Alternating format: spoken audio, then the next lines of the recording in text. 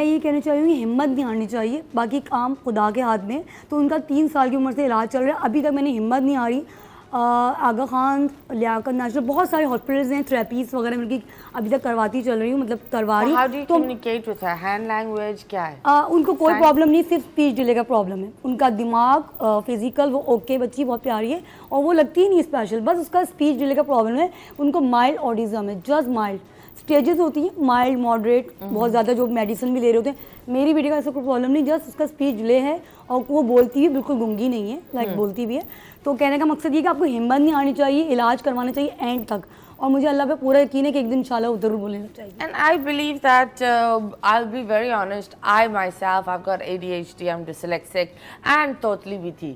So yes, in that way, I think if अगर आप अपने बच्चे पर सही टाइम पर काम करते हो, तो at the age of 15-16 they are able to know themselves and carry themselves in a better way. So this is a lovely thing that you told me. और माशाल्लाह से अपने कपड़े चेंज करना, अपने गिलास पानी का उठाना, मतलब सारे काम खुद कर रही है। She is totally normal, but एक स्पीच डिले का प्रॉब्लम है, इंशाल्लाह वो भी एक दिन बोलेगी। Are normal. I will, I don't know people why don't stages होती है ना, कुछ बच्चे ऐसे भी थेरेपीज के लिए आ रहे हैं जिनके हाथ पैर थोड़ा मसला है और जैसे वो दिमागी थोड़ा मसला है। बेटी का सिर्फ स्पीच डिले का प्रॉब्लम है, लेकिन इंशाल्लाह मैं लगी हुई हूँ, उनके लिए इतनी मेहनत करती हूँ, एक दिन जरूर वो बोलेगी इंशाल्लाह। ओके, आप बताएं, आपका कोई डिले है? डिले नहीं बताए ना, आप फ्रीज हुए हुए, all okay? Yes, all okay. I don't know what you don't know, but yes. क्या हुआ है? नो, मैं बस लाइक शो होते होते ये वो दोस्तों से नहीं होता, भाई क्या चल रहा है, आई डोंट नो यार, आई डोंट नो, जिंदगी मुझे कहाँ ले जा रही है, आई डोंट नो। पूरी दुनिया से अचानक से कट आउट। हाँ, नो बट या I am very extrovert, but you know that वो मैं उस पे होता हूँ कि कब क्या बोलना है, यू नो बहुत सोच के बोलता हूँ पहले। आई एम लाइक कि बस कुछ भी बोल दो, कहीं भी बोल दो। नहीं नहीं, तुम सोच कर बिल्कुल नहीं बोले, तुमने यहाँ कुछ भी बोल दो यही बोला है, और कुछ भी बोलो जो nothing makes sense, क्योंकि I came to you and I said what's happening, like delay in life, and you're like I don't know. I'm talking about your life. Tell me about your life. So basically अभी recently मेरे father की death हुई है, so you know वो मेरा बहुत बड़ा कह सकते हैं जिसका support system थे, because जो भी like where I am right now is just because of my अब्बा। so वो एक बहुत बड़ी चीज़ थी life में, but after than that then I start working again। Like अगले दिन से उनके इंतकाल के आई हैव लाइक मैंने बहुत सारी मेरी चीज़ें थी, शोज़ थे, वो सब करना शुरू किया। And right now you know I am doing a lot of things. Also मेरा यूनिवर्सिटी का भी लास्ट ईयर चल रहा है। Basically I am doing textile design from AIFT, so this is my last year. वो एक चीज़ चल रही है अल्हम्दुलिल्लाह। उसके अलावा बहुत कुछ एक्साइटिंग चल रहा है। Okay, क्या एक्साइटिंग है? Exciting in a sense of के कह सकते हैं जिसको कि लाइफ में बहुत कुछ जो है ना अच्छा चल रहा है। लाइक अभी हमने एक इवेंट होस्ट किया था पूरा, I have launch a brand. उसके अलावा पूरा एक शो होस्ट किया था।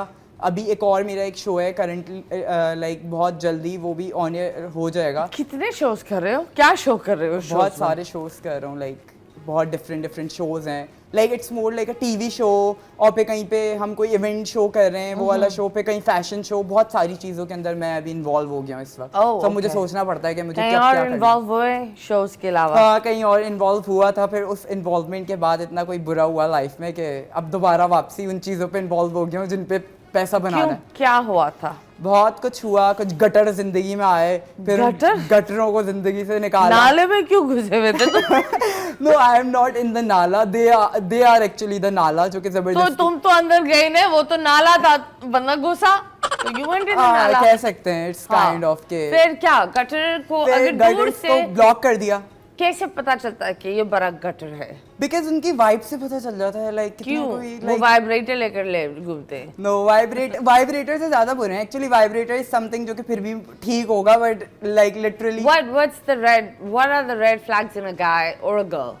आई think for me the red flags are कि कोई आपको जो है वो लाइक यू नो गोस्ट कर रहा है, और लाइक आप गेस्ट लाइटिंग का एक बड़ा नया कॉन्सेप्ट आ गया, वो कर रहा है कि आपसे यू नो बहुत दिन तक बात नहीं हो रही है एंड ऑल दैट, फिर रेंडमली वो बंदा या बंदी आपकी लाइफ में आ जाए एंड यू नो क्योंकि उसको जिसके साथ वो इन्वॉल्व है उसने उसको यू नो डिच करा दिया, वो वापस आ जाए एंड फिर वो बंदा या बंदी उसको अंदर इन्वॉल्व हो जाए तो वो चला जाए, something like that. But don't you think मुझे ये लगता है अगर कोई ऐसा कर भी नहीं रहा होता, unfortunately हमारे जो इर्द गिर्द की जो सराउंडिंग होती है वो एक ईगो है ना आजकल के दौर पर. आई थिंक सो.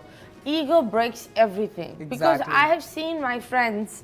अच्छा खासा रिलेशनशिप चल रहा होता है, मैसेज आता है फ्री होंगे, लेकिन इंतज़ार करेंगे 1 घंटा, 1 घंटे के बाद जवाब देंगे.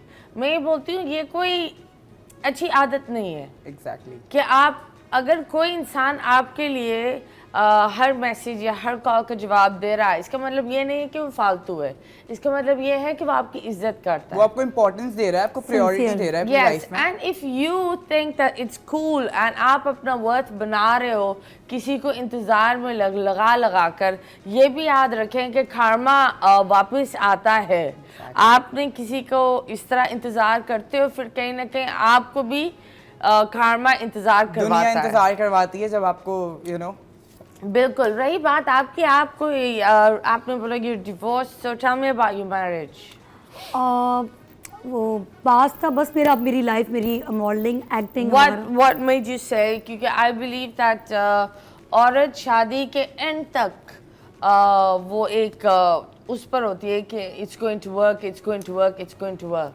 मैं समझती हूँ मुझे इन चीज़ों की ज़रूरत नहीं है, क्योंकि मैं अल्लाह का शुक्र है ज़िंदगी में जिस चीज़ पे हाथ रखा है उसमें कामयाब हुई हूँ और अभी भी कामयाब हूँ. तो मुझे हाथ रख देती वो कामयाब हो जाती है. अभी नहीं, फिलहाल मुझे लेंगे एक छोटा शादी के टॉपिक से अब कोई खास इंटरेस्ट नहीं नहीं है. We will talk about it, लेकिन इस वक्त के बाद स्टे ट्यून्ड.